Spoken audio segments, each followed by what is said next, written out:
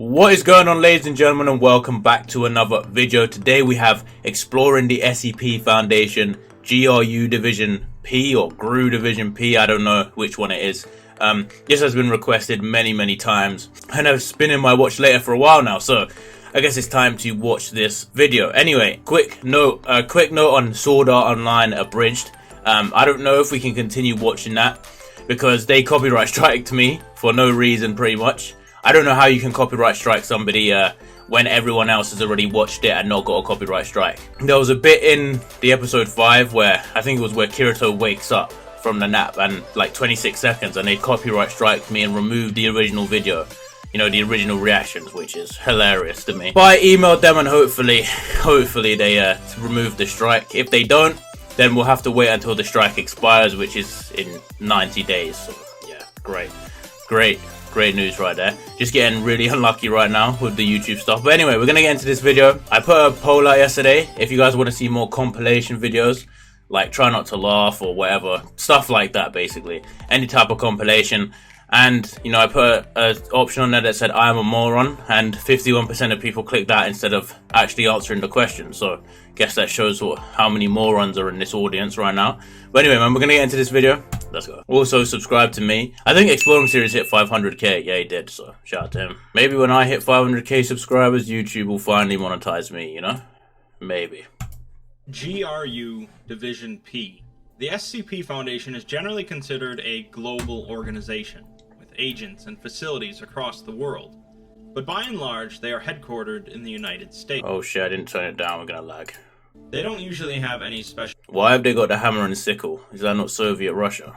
affiliations or bonds with the US government, but most of their larger sites are in America.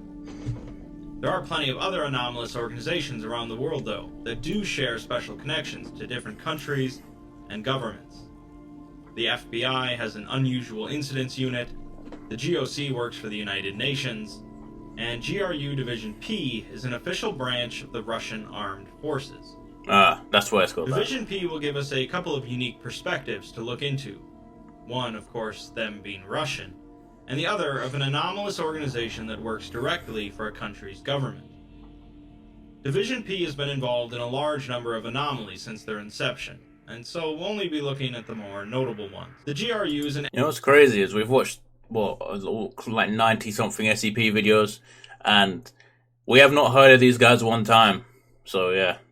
Actual foreign military intelligence agency that serves the Russian armed forces, responsible for gathering intelligence on foreign countries and ensuring Russia's security, partly by utilizing an elite group of special forces known as the Spetsnaz GRU. Division P of the GRU, or Division Psychotronics, was supposedly formed after Stalin commanded a small group of men to investigate the death of Bolshevik leader Sergei Kirov.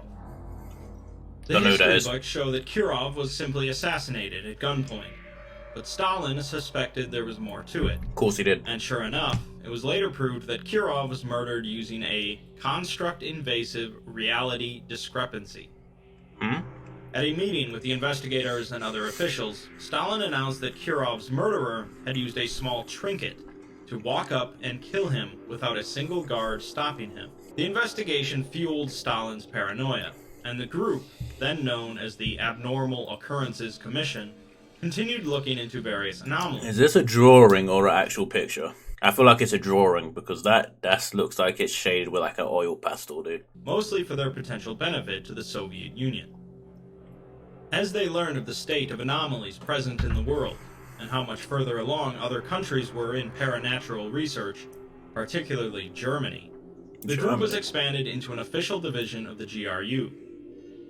The Foundation doesn't know much about Division P's activities during their height, other than they had been working on plenty of projects utilizing anomalies to ensure the Soviet security as a superpower. Of course. With the collapse of the Soviet Union, however, Division P was supposedly dissolved along with it, although many former members continued to collaborate in secret. We'll mostly be looking at anomalies handled by Division P during their height, between the 1940s and 1980s. Division P during their... Somebody had to put the Soviet Union in the SCP Foundation, didn't they? They just had to. Operating years, of course, kept tabs on a number of other anomalous organizations across the world. The Foundation, referred to internally as SAC, was largely a mystery to Division P, but they knew they were rapidly expanding in scope. The Horizon Initiative, referred to as Bulava, is an anomalous organization based on the three major Abrahamic religions, and became staunch enemies of the Church of the Broken God and the Fifth Church. Division P would apparently occasionally cooperate with the Foundation and the Horizon Initiative. You know what's hilarious? When we watched was it the Davites? I asked, what team are you on? Team Sarkic Cult or Team Broken God? And a lot of people said Sarkic Cult, man. You guys are lost, bro. To prevent the spread of hogweed at all costs, although exactly what hogweed is left as a mystery. As is everything in this Division P would screen their cosmonaut universe. applicants for any fifth-ist beliefs, and would cooperate with another secretive Soviet organization referred to as Engels to use anomalies to improve the USSR. Let's start then with a particularly Soviet The hell is anomaly, that? SCP-1011, a 2-meter-tall iron statue depicting a worker whose head has been replaced with various tools. At the base of the statue is an inscription. What's going on down here, man? Like, well, you know what? Let's move reading, "Man is the most important means of production." 1011 came to the attention of the Foundation in 1947 after an inspection by the Soviet government to look into a steelworks that was consistently exceeding their production targets. 1011's properties activate after being seen by a human subject, who goes on to perform productive labor no more than 3 hours later. The subjects are now in stage 1 of the exposure, and although intervention can halt the progress of the condition, subjects will continue to expose themselves to 1011 if left unchecked. Stage 1 subjects will begin to demonstrate a heightened sense of morale and satisfaction, working longer hours voluntarily and becoming more focused on their tasks. A lot of people could use this then. Just look at him and then want to actually go to work. That's hilarious. This stage lasts for months, and as Wow. time goes on, subjects will cease any activity other than working, sleeping, Oh shit. and taking care of basic needs. It's a bit mad. Eventually, subjects will progress to stage 2, where they will begin to disregard their personal safety, choosing not to use things such as helmets, gloves, or safety glasses. And there's the SCP twist right there. Claiming that they are unnecessary and binding. They Fair will also play. slowly cease to utilize tools in their work, instead using their own bodies, even at the risk of minor damage.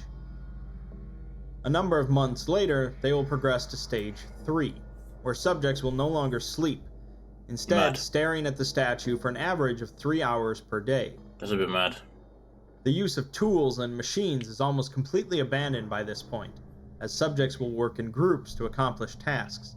That definitely fits in with the whole Soviet theme, doesn't it? This one, because people didn't want to work because they weren't getting paid the right amount of money. This scene reminds me of X-Men, dude.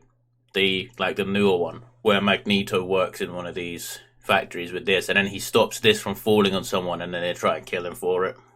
And their bodies begin to deform to better aid them.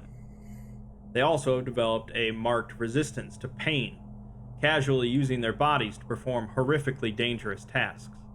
Like? The investigator who inspected the steelworks in 1947 found that men were handling red-hot ingots with their bare hands. Yeah, that's a bit of a black and yikes. shriveled.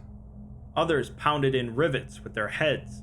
And he saw 2 men using another man to saw through a log. The man... I can just imagine some dude banging his head on the... Let's go, dude.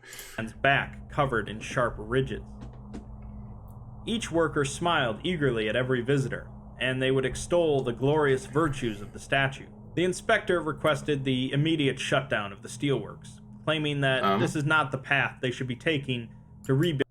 Do they melt into the statue or some shit? What's going on here? The motherland. It's at this point then that the Foundation became aware of the statue and moved in to secure it. But Division P arrived first, sealing off the area. Fair play. A leaked action report from Division P showed that they found the steelworks abandoned, with dozens of ingots sitting in the main foundry. Inspection of the ingots revealed that the last 15 had a distinct texture, softer than normal, with bone-like segments interspersed. Inspection of the furnace revealed remains of blood and scraps of tissue inside. They found one worker alive, who ignored all questions and would only repeat, "Job's done," over and over. It seems that Stage 4 of exposure causes subjects to use their own bodies as construction material. Division P apparently left the statue where it was, as in 1991 the Foundation managed to buy the steelworks and convert it into a site. So far, they have not had any luck in finding the trigger for D-class subjects to progress from Stage 3 to Stage 4. Perhaps they just don't possess that communist spirit. Let's move on to something that tells us a bit more about Division P, while also being a really interesting SCP. Never heard of the SCP before, so yeah. I mean, there is like 6,000 now, so it's not surprising, but yeah. SCP-3034 is a recurring radio broadcast that so far has only been picked up in a remote area of Russia, and all attempts to trace the broadcast's origins have failed. Oh. It was first brought to the Foundation's attention by a defecting agent of Division P, and he directed them to a remote facility in Russia, first believed by the Foundation to be a Russian number station. What? Number stations are radio stations that have been utilized by various countries dating back to World War I to transmit encrypted information to agents operating in foreign countries. Fair enough. Through the use of vocalized, repeating numbers. They found the station recently evacuated, with a still-running generator, well-maintained radio equipment, burnt records, and dozens... I'm not gonna lie, if it goes to ruin, why has the floor suddenly just turned to dirt? Like, where's the actual floor gone? Dozens of logbooks describing received broadcasts dating back to 1947. Carved into a desk in Russian, they found two phrases: "Do not let her finish," and "Tell her all is well." On their second day there, an alarm in the station went off, signaled by an incoming broadcast. Turning on the speakers, the Foundation agents heard a young woman speaking in Russian, counting down. The agents quickly decided to follow the instructions on the desk, turned on the microphone, and said, "Всё хорошо," or "all is well." The voice stopped, a tone played, and the broadcast ended. Well played, boys. It would seem that, at random intervals, sometimes as short as 2 weeks apart, or as long as 6 months, the station will receive a broadcast, in which a synthesized musical tone will play, followed by the voice of the young girl, counting down from 200 in Russian. What happens if it gets to 0? The broadcast is stopped only by an individual transmitting "all is well," and so far the Foundation is unwilling to see what happens when the voice gets to 0. A partially burned magnetic tape reveals a conversation recorded between two Division P agents. The conversation concerns a young girl that one of the agents apparently attempted to take away from Division P, possibly with the intention to run away to America. The agent in charge insists that the girl is state property, and that the other agent is delusional if he thought he would get to raise the girl as his own. The captured agent says that Division P is messing with powers they can't possibly understand. But the other agent says that the Americans are potentially forcing their hand, referring to something as an atom bomb. The captured agent says that one does not make deals with atom bombs, nor does one sacrifice little girls to them. I mean, that's true. You can't make a deal with that atom bomb. Guy has a bit of moronic wisdom right there. The agent says that these sacrifices will save millions, if not billions. The ends justify the means, as always. He says that they will demonstrate their power to the Americans with a small taste of what they can do with this atom bomb. The captured agent panics, saying that they cannot go through with this, as they have finally contained this entity, and they can't risk it by making deals with it. They seem to each be suffering from nightmares, voices screaming in the dark. The agent in charge concludes that if America forces their hand, they'll do whatever it takes. The Foundation determines that the broadcasts are each unique occurrences of a young girl counting down, not the same recording over and over. There's also significant audio distortion in the background of each broadcast, but the distortion is too weak for them to analyze. They learn that the longer the broadcast goes on, the stronger the distortion becomes, and they decide to let the counting continue for longer than usual to learn more. After listening to the broadcast countdown to 50 a few times, they determine that the distortion is in fact the sounds of thousands of children screaming. At one point, a researcher stationed at the site attempted an unauthorized experiment, trying to communicate with the voice during a broadcast. What guy, dude? The voice immediately stopped counting, and the broadcast changed to a high-pitched screeching sound, inflicting significant levels of pain, dizziness, and disorientation to all personnel present. This continued for 25 seconds, until the researcher transmitted, "All is well." See, that's what happens when you try and talk to random ghost girls or whatever that are trying to transmit countdowns to you, bro. Like, we doing? Causing the broadcast to cease. Afterwards, and as we do that, that's our moron for the episode right there. There's always one, I said you, there's always one moron in every story, but that's the guy. Researchers noted a significant increase in missing children cases around the world, the majority of them occurring apparently during that 25-second period. How? They all remain unsolved. Where did they go, bro? The next broadcast occurred 2 weeks later, with the audio distortion in the background much louder than normal, and the counting starting at 199. Oh no. So, as expected, Division P will go to great lengths to secure Russia's future, up to and including consorting with powerful ancient entities that demand children's sacrifices. Let's hope that countdown sounds about right. 0 then. Division P dabbled with many different ways of winning the Cold War beyond making sacrificial deals with devils, including using SCP-2762. 2762 is a small stone carved... Looks like a snake that's all, like, tied up. ...into the shape of a snake weaving over itself, with its head resting on top. The stone seems to be around 500 years old, and is covered in carved runes that were apparently added later. Overall, the stone is similar in appearance to other sculptures associated with ancient Mesoamerican cultures. Every full moon, 2762 will activate, vibrating and glowing green, as it draws in all nearby matter through anomalous means.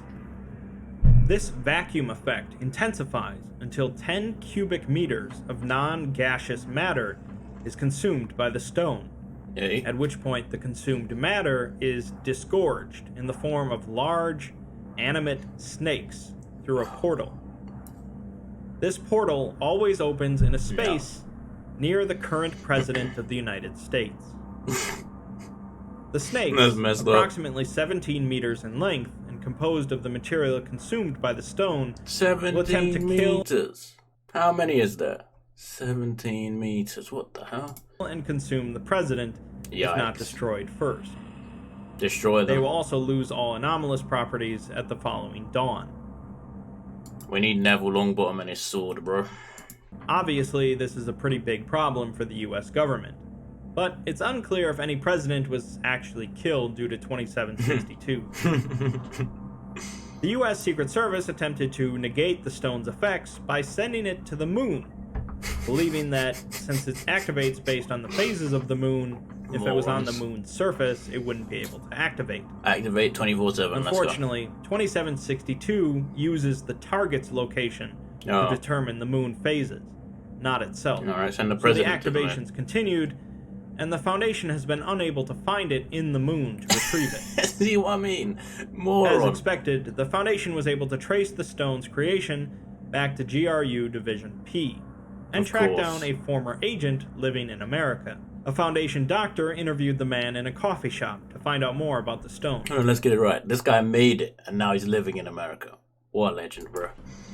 Doesn't even care. The stone was found by the GRU in Mexico, in the hands of some revolutionaries who planned on using it to topple Mexico's government and install a true communist regime. Oof. Back then, all the stone did was pull in a small amount of matter and spit out a small snake from the mouth of the stone. And they thought that would work. Not very useful, but the GRU intervened before learning if they had intended to modify the stone themselves to make it stronger. It had likely started out as part of some ritual for an Aztec deity. Division P got a hold of the stone and began modifying it by carving runes into its surface, making it far more powerful and the snakes far more aggressive than before. They also moved the portal it created from the mouth of the stone to a spot near the President of America. How? They also included some runes to protect the stone if it was ever captured by the Americans. How'd they do that? Because it always changes, so is it just to the White House maybe? I don't know. Which it was. The former agent finishes the conversation by asking that if they do end up retrieving the stone from the moon, to bring it to him so he can remove its protections. He says that when they first modified it, they were young and idealistic, hoping to win the Cold War themselves. So morons. Now he realizes that the president being eaten by a giant moon snake would be more trouble than it's worth. That definitely wasn't the end of Division P's attempts to destabilize the West through the use of anomalies. SCP-4848 is a memetic hazard consisting of a phrase spread through visual and auditory means created by Division P. The phrase causes individuals to become preoccupied with it, incorporating it into their work routines and projects, but the phrase has no clear definition and is interpreted differently by different people, causing the general work processes of a facility to slow down. This effect is seen most prominently in the armament industry, and was spread by Division P as Project Termite, to make the American military-industrial complex far less efficient. Did it work? They also apparently used some sort of extra-dimensional portal to create infinite amounts of ships that they proceeded to salvage and sell off to fund their projects, as seen in SCP-2577. They also made a memetic hazard that eventually causes people to explode. What is this? Murica, dude. Burgers, Eagle, Statue of Liberty, guns, T-Rex, like what? And bears. And donuts, of course, and tanks. And bacon, just bacon at the back. And expel bald eagles and Big Macs. Who made SCP-1681. Who made this, dude? GRU Division P is in some ways similar to the FBI's UIU, That's generally in over their heads with the forces they're meddling with. Division P differs, of course, in their operational goals, being far more ruthless and determined to do whatever it takes for the USSR. Obviously, in the end, their use of anomalies couldn't prevent their own dissolution and the collapse of the Soviet Union, Ouch. which Shots isn't that fired. surprising. Yeah. There are former agents still kicking around, though. Some still with They don't really seem to know what they're doing, so it's not surprising to me. extreme loyalty to the Soviet Union and the knowledge of countless anomalies. There's plenty more to be read about GRU Division P and their shady antics during the Cold War, but this should have given you a decent first look at another unique and patriotic group of interest. Fair enough. Yo, that's a fat quote. I am reading that. Okay, that is the end of GRU Division P. Definitely weird. I don't know what's going on with some of these. They don't seem very good at their job, you know what I mean? And they tried to create anomalies to do stuff that just didn't work, really. I don't know what they were doing. It's not doing a good job. Of course, someone had to put Soviet Union and SCP Foundation, and this is how they done it. It kind of plays into it a little bit. It was interesting. Not my favorite group of interest. They don't seem very, what's the word? Important, you know what I mean? Compared to some of the other ones. But yeah, that's the end of this video. Be sure to leave a like and subscribe. I'll see you all next time.